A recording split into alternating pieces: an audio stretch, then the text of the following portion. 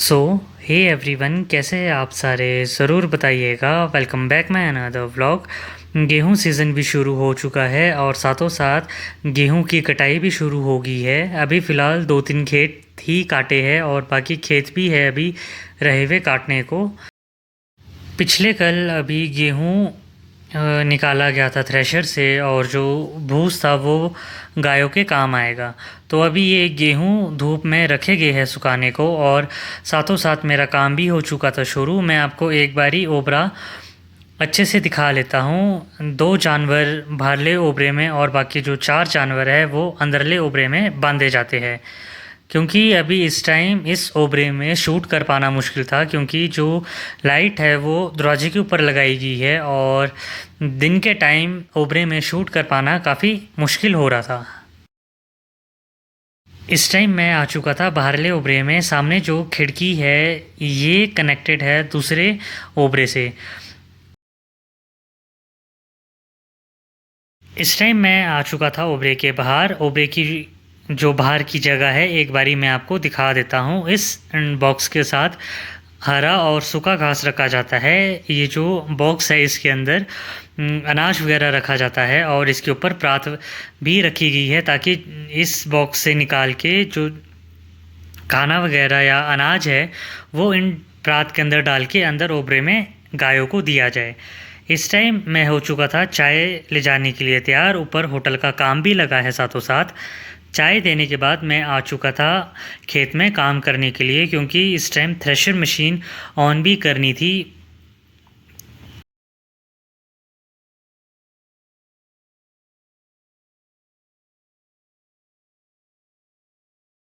इस टाइम मैं जा रहा हूँ सबसे बड़े वाले खेत में। इस खेत में गेहूँ काटने के लिए और बीजने के लिए 1 से 2 दिन टाइम लगता ही लगता है। तो इस खेत में लास्ट में जाके गेहूँ वगैरह भी काटे गए हैं और उसके पुले बनाए गए हैं। मैं इस टाइम थोड़ा जल्दी आ चुका था, क्योंकि थ्रेशर मशीन भी स्टार्ट करनी थी और ये जो गेहूं के पूले आगे रखे गए हैं इनको इकट्ठा करना है अभी। और साथ में ऊपर तरपाल भी रखा गया है, क्योंकि पिछली रात यहाँ पे काफ़ी बारिश हुई थी और ये मॉर्निंग में ही पूले अलग अलग किए थे ताकि दिन तक ये सूख जाए। और अभी मेरे को इसको इकट्ठा भी करना है और तरपाल खेत से ऊपर रखा गया है।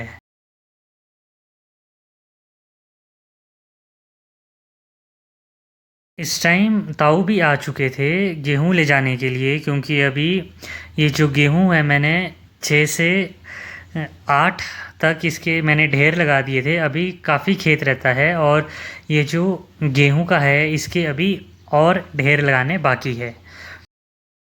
दूसरी बारी अभी मेरा कज़न ब्रदर भी आया था खेत में और उस टाइम मैं शूट नहीं कर पाया था।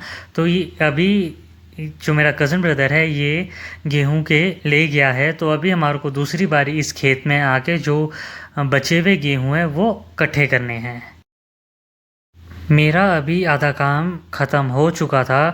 अभी गेहूं के पूले आधे हो चुके थे, आधे रहते थे इस खेत में। अभी हमारे को दूसरी बारी और आना है गेहूं चकने के लिए।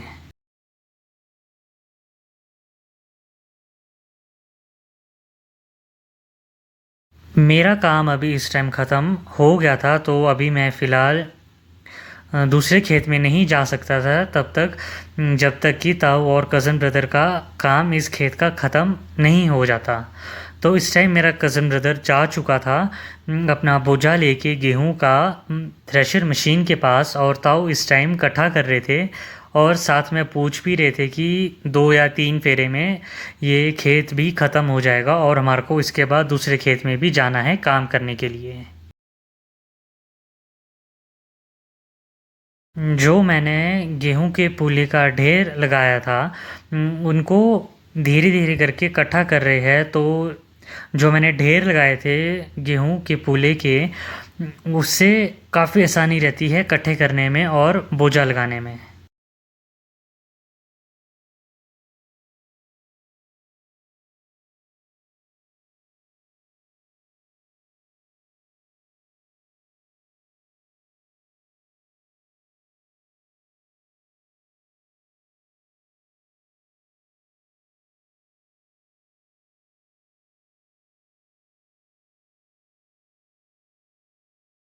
तो फ़िलहाल अभी इस खेत में लास्ट फेरा रहता है ताऊ का गेहूं के पूले ले जाने का।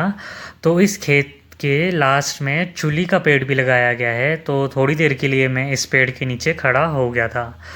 तो मैं आ गया था दूसरे खेत में, ताऊ का जो बोझा था गेहूं का वो उनके पीठ में डाल के तब मैं दूसरे खेत में आ चुका था काम करने के लिए। इस टाइम मैं जा रहा हूँ टैंक के पास वाले खेत में। इस खेत में गोबर गैस भी लगाया गया है खेत के शुरू में। अभी मेरे को गेहूं के जो पूले हैं ये इकट्ठे करने हैं और कज़न ब्रदर और ताऊ के पीठ में देने हैं।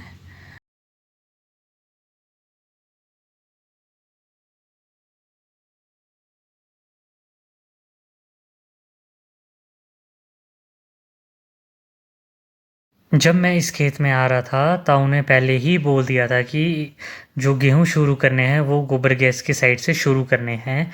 इस टाइम मैं चेक कर रहा था ताऊ और कज़न ब्रदर पहुंच चुके हैं थ्रेशर मशीन के पास कि नहीं। इस टाइम मेरा काम भी लगभग ख़त्म हो ही गया था। मैं थोड़ी देर छाँव में खड़ा हो गया था। मेरे पड़ोस से एक बच्चा आ गया था खेत में मेरे पास। इस खेत के साथ नीचे पलम के पेड़ और खुरमानी के पेड़ भी लगाए गए हैं। जब मैं वीडियो शूट कर रहा था ये बच्चा मेरे पड़ोस से में रहता है, इसका नाम अनीश है। जब मैं वीडियो शूट कर रहा था इस खेत के साथ नीचे एक और खेत है। इस खेत में पलम खुरमानी के पेड़ लगाए गए हैं। 3 बजे के आसपास गेहूं कटा शुरू होना कर दिया था क्योंकि बारिश आने का डर था और लगभग लगभग काम ख़त्म हो गया था। इसके बाद जाना था हमारे को खेत में गेहूं ढकने के लिए जो आज काटे गए थे। इस टाइम हमारे पास 3 तरपाल थे और बाकी घर वाले भी इकट्ठे हो गए थे खेत में जाने के लिए।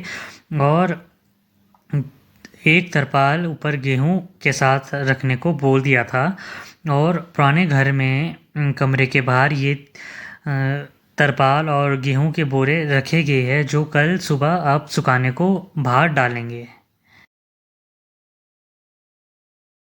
इस टाइम मैंने और बाकी घर वालों ने गेहूं को 3 अलग-अलग जगह रख के उनको तरपाल से ढक दिया था ताकि बारिश में ये ना भीगे। इस टाइम मैं, ताऊ और पापा चल पड़े थे दूसरे खेत में गेहूं ढकने के लिए।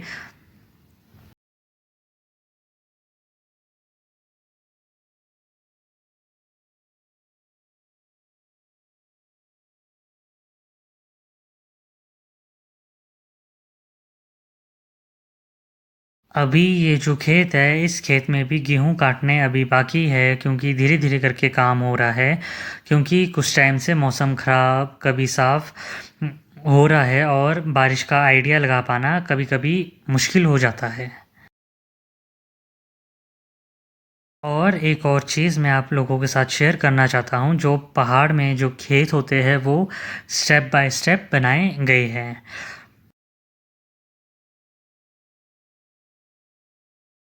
शाम के टाइम मैं आ गया था पुराने घर के पास काम करने के लिए और साथ में मैं अपने कुत्ते के साथ भी खेल रहा था क्योंकि ये अभी फ़िलहाल 1.5 साल का है। हम इसको प्यार से भूरू बोलते हैं। और जो ये कुत्ता हमने लाया है इसको काफ़ी शौक है खेलने का, तो कभी मेरे साथ कभी बाकी घर वालों के साथ ये खेलता रहता है। शाम के टाइम मेरा भी हो चुका था काम शुरू। गेहूँ को इस मशीन के पास लाया जाता है। गेहूँ को इसके अंदर डाल के भूसा अलग और गेहूँ के दाने अलग हो जाते हैं। मिलते हैं आपसे अगले व्लॉग में।